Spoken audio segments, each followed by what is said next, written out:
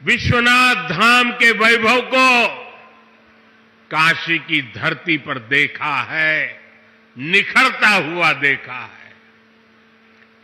इसी कालखंड में हम काशी का कायाकल्प होते देख रहे हैं।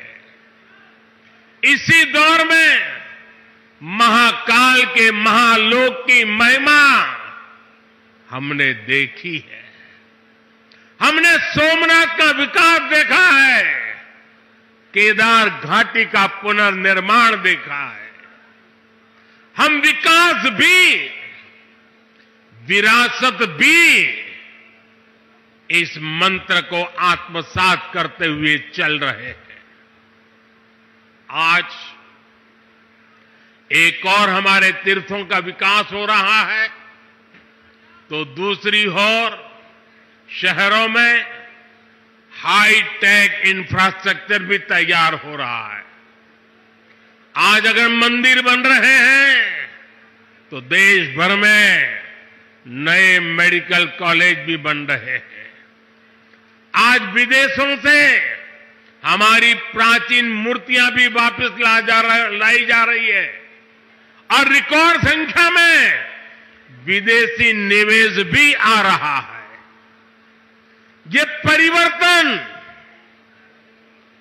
परिवर्तन प्रमाण है साथियों, और प्रमाण इस बात का है, समय का चक्र घूम चुका है। एक नया दौर आज हमारे दरवाजे पर दस्तक दे रहा है। ये समय है हम उस आगमन का दिल खोलकर स्वागत करें। इसलिए मैंने लाल किले से देश को विश्वास दिलाया था, यही समय है, सही समय है। साथियों, जिस दिन अयोध्या में राम मंदिर की प्राण प्रतिष्ठा हुई थी, तब मैंने एक और बात कही थी। 22 जनवरी से अब नए काल चक्र की शुरुआत हो चुकी है। प्रभु श्री राम ने जब शासन किया तो उसका प्रभाव हजारों वर्ष तक रहा।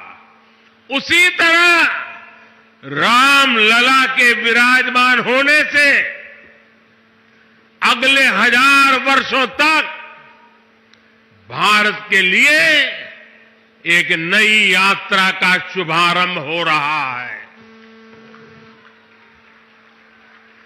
अमृत काल में राष्ट्र निर्माण के लिए पूरी सहस्त्र शताब्दी का यह संकल्प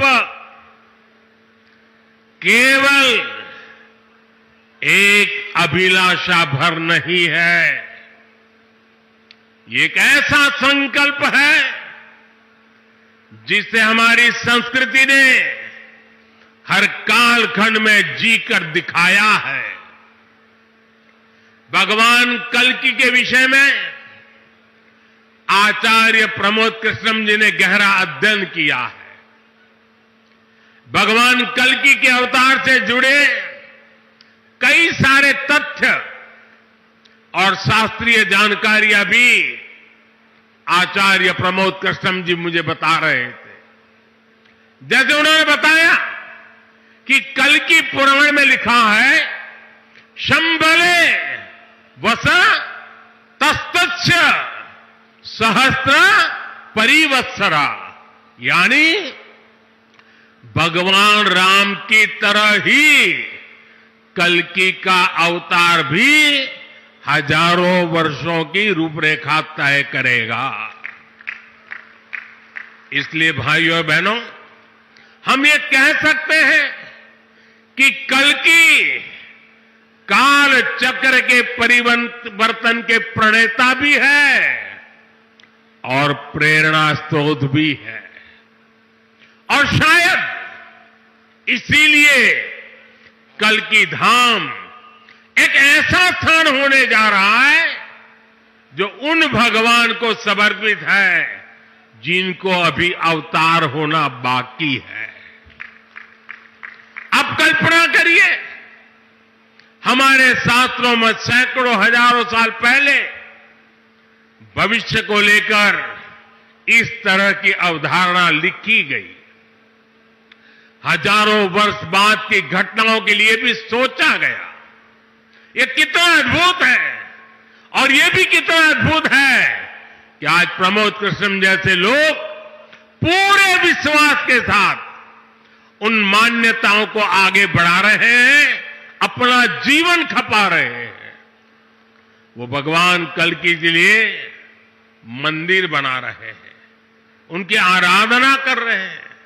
हजारों वर्ष बाद की आस्था और अभी से उसकी तैयारी, यानी हम लोग भविष्य को लेकर कितने तैयार रहने वाले लोग हैं।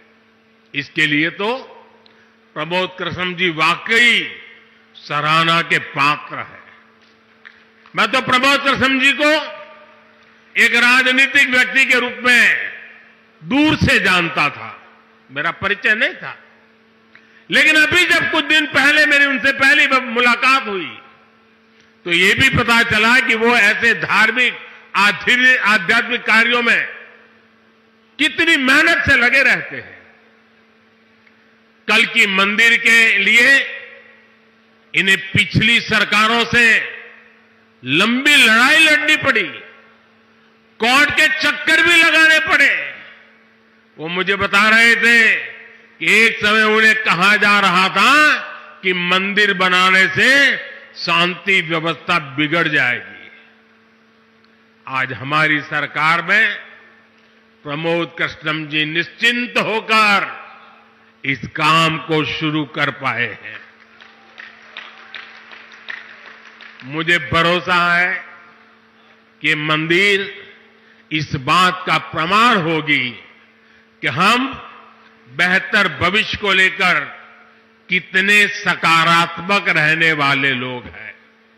साथियों, भारत पराभव से भी विजय को खींच करके लाने वाला राष्ट्र है। हम पर सैकड़ों वर्षों तक इतने आक्रमण हुए, कोई और देश होता, कोई और समाज होता तो लगातार इतने आक्रमणों की चोट से पूरी तरह नष्ट हो गया होता।